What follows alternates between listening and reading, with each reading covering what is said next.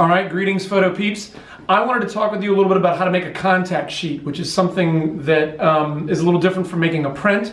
You have your negatives now, you've cut them into strips of 5. Here's one that's a little too long, but you've cut them into strips of 5 and slid them into a negative sleeve. I would write my name on there. This one doesn't have that, but their name and the bell on there. The reason you want them in strips of 5 is that is about the size of the photo paper when we lay it on there. And you can see that if you have more than you should have, it's going to hang out. You could have a strip of 3 or 4, but generally you're trying to get strips of 5 on there to make a contact sheet.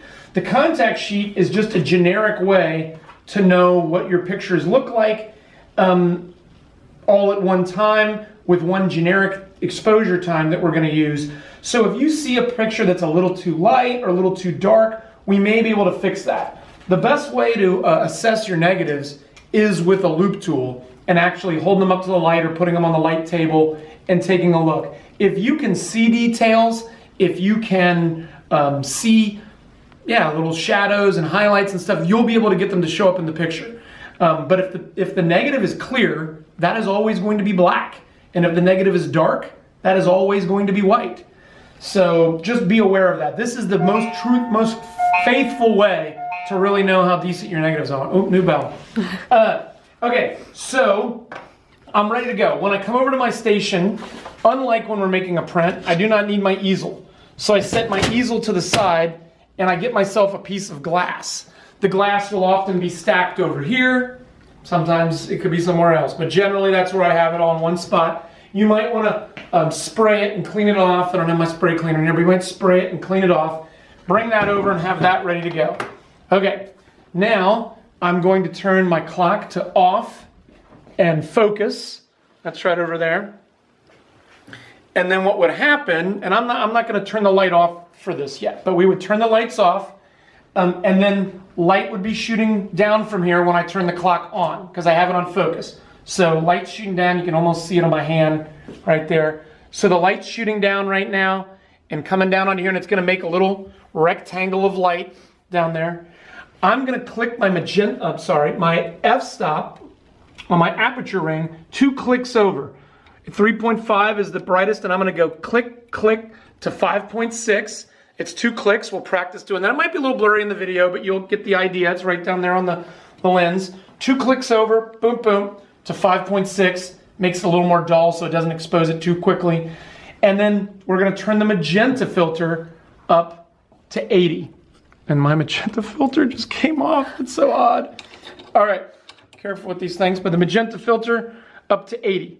That tries to get a little bit of contrast on there. Don't ever touch the yellow or the blue. Just leave them alone. Don't mess with them at all. And so now I'm ready to go. I turn my clock to off and timer, and then I'm going to set the second hand to 20 seconds. Now you may find it needs to be lighter. When we did this earlier this week, 10 seconds was better. So we'll talk about that, but 20 is what we did last semester. Put it on 20 seconds and set it on timer, and that way when I go to on, that light will shoot down only for the amount of time that I have it set.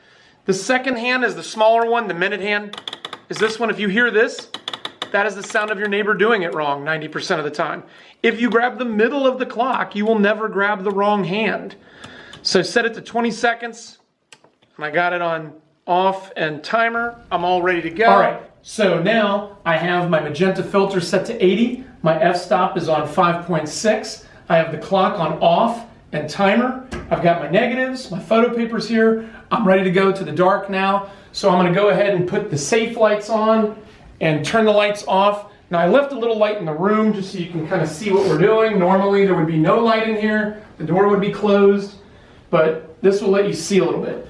So now first I have to see if I have this rectangle of light the size that I want it to be. And normally it would probably look a little more magenta, but I wanted you to be able to see it. My magenta's on 80, it's on 5.6, and I want to enlarge a little bit, so I'm going to unlock. There's a little lock thing over here. I'm going to unlock this. This was on the other video as well. So I'm going to unlock that, and then I'm going to crank with the height crank up or down to give myself about a finger's width on either side. Make that a little bit, give myself a little bit of room to make a mistake. But I've got that about the size that I want. That rectangle's looking pretty good.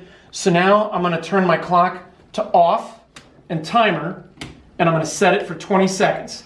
And again, if I move this, if I grab the center of the clock, I'm only moving the second hand instead of the minute hand. That's the sound of someone making a mistake. So I got it set to 20 seconds, and now I'm going to get out one piece of photo paper. So I've got my photo paper. I get it out. I don't want to do that right now because I actually do have some lights on in here, but it would look like a white piece of paper. Shiny side good, dull side bad. I take that shiny piece of paper and I slide it under my negatives and try to keep it where it was, where that rectangle of light was, even though the lights are off right now except for the safe lights. I get my piece of glass and sandwich it down. That keeps it from being blurry because the negatives aren't flat. So I push that down. Again, magenta's already on 80. That's on, the f-stop's on 5.6. And I go ahead and turn the clock on. And now the light shoots down. Again, it probably looks more magenta than this. The light shoots down onto it. And it's going to go for 20 seconds. And then it's going to turn itself off. I don't even have to do anything. And the light's going to click off. Boom, there it is. I move my glass, set my negatives off to the side. I've got my photo paper. I can't see anything on it yet. It's a latent image, not a blatant image, so it hasn't appeared yet. I'll come over here where I don't have the chemicals set up right now, but it will go into the developing tray, and you'll rock it back and forth, meaning you'll kind of, while it's laying in here, you'll rock it back and forth in there. Keep an eye on the clock, and when it's been in there for 60 seconds, you'll let it drip, boom, boom, boom, get some tongs and let it drip. And then it will go over to the stop bath for 15 seconds. And then it will go over into the fixer for 2 minutes. And then onto a tray, out to the dark room to dry. And let me throw the lights on for 1 second. You would never do that in the dark room normally, but I'm just trying to show you what your finished contact sheet would look like. If it was too light, you could go back in and give it more time, and that would make it dark. So maybe if this was 20 seconds, this might be 30. Or if it came out too dark, you might take away some of the time. Time is what makes the photo darker.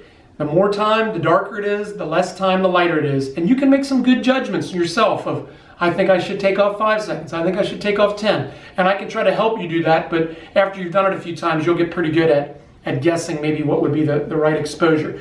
And then it's giving you a general idea of what these negatives look like. You should always use your loop tool to really know for sure if that's what you want. You know, that's the most trusty way, is really looking at your negatives with your loop tool. But the contact sheet gives us a general idea of what they're going to look like as little positives. And then we can pick out what you're going to print, and then we can move on to the printmaking video and how to do that. It's good stuff. See you later.